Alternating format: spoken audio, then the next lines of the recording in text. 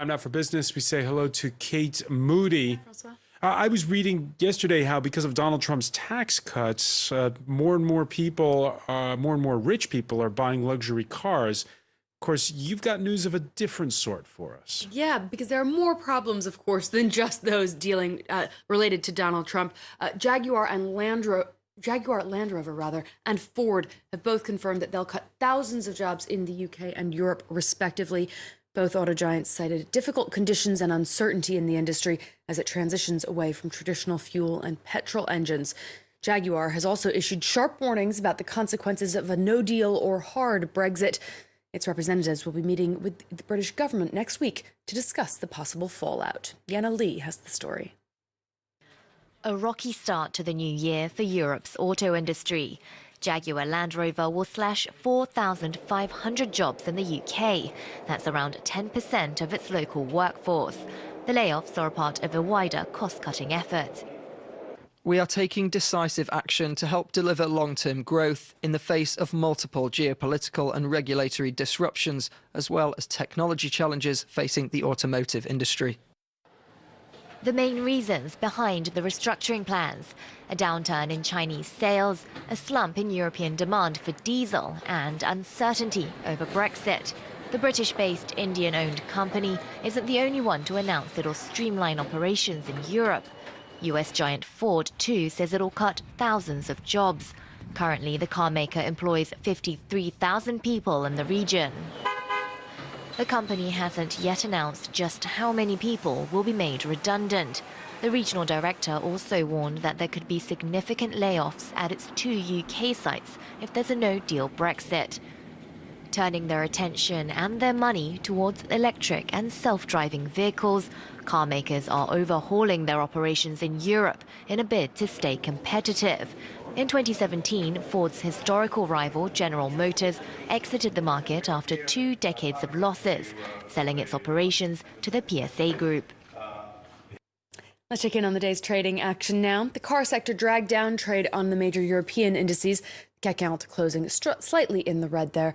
The FTSE 100 fared better despite a very bad day for British retailers. A new report saying stores had seen their worst Christmas sales in a decade. The department store John Lewis considering not giving a staff bonus for the first time since the 1950s. Across the Atlantic, shares of Macy's department store have plummeted 19% after the chain reported weak holiday results of its own.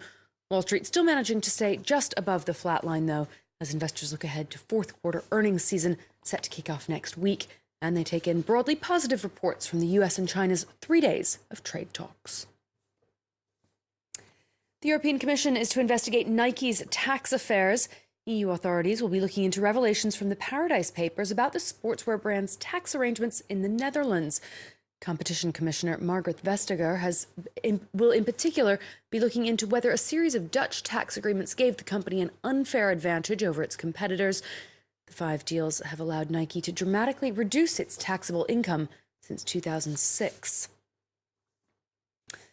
Meanwhile, reports suggest that Carlos Ghosn, the embattled auto titan, switched his official residency from France to the Netherlands to reduce his personal tax bill.